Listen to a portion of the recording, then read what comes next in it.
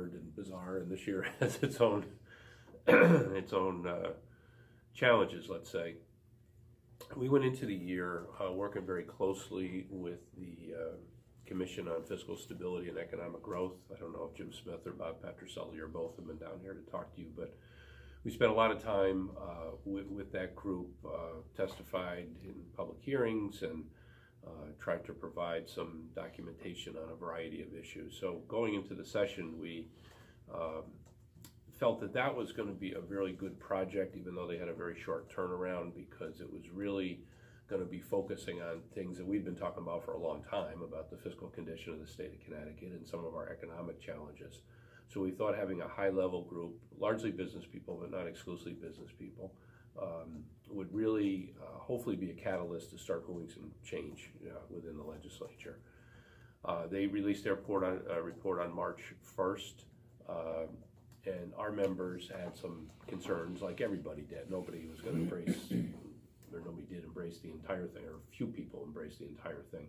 A lot of folks, labor unions, others, had concerns about it. Our biggest concern was really the effect, if the entire package was adopted, the effect it would have on our economic competitiveness.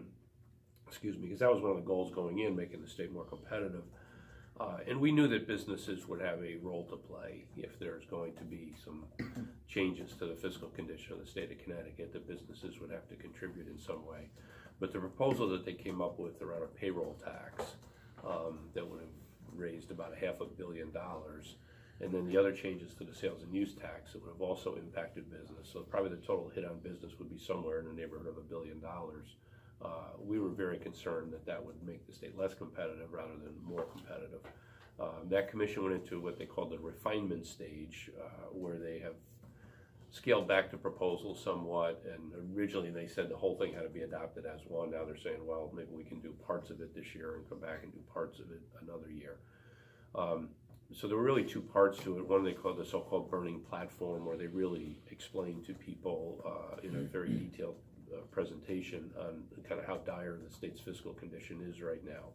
And then the second part of it was the recommendation. So we felt having that first part out there, there's a lot of things that we've been saying and writing about, and you and others have been writing about, but kind of having a focus on it because of the high-level nature of some of the people serving on it, some CEOs of major companies that don't normally get involved on legislative commissions, really brought a new level of attention to the state's challenges. We thought was a good thing.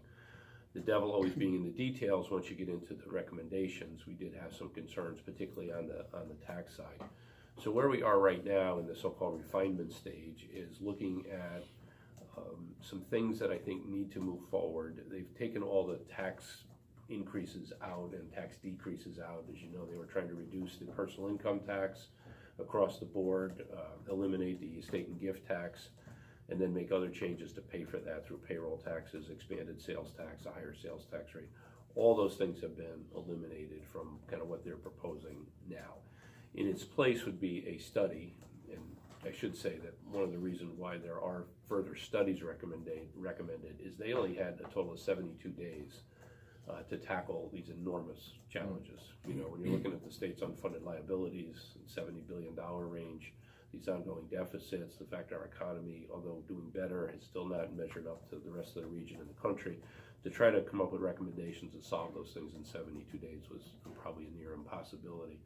So some of their recommendations now are to do further study on these things. So one being tax policy, looking at a variety of things, including expanding the sales tax base. That's the one thing they articulate in their recommendation right now. And then whatever else the state needs to do. They want to make it revenue neutral, but have a rebalancing of the tax code. So we're not driving wealth out of the state like many people feel is happening under our current tax code, and making sure that we can make the state more economically competitive and more attractive for both people and businesses to be here through that rebalancing.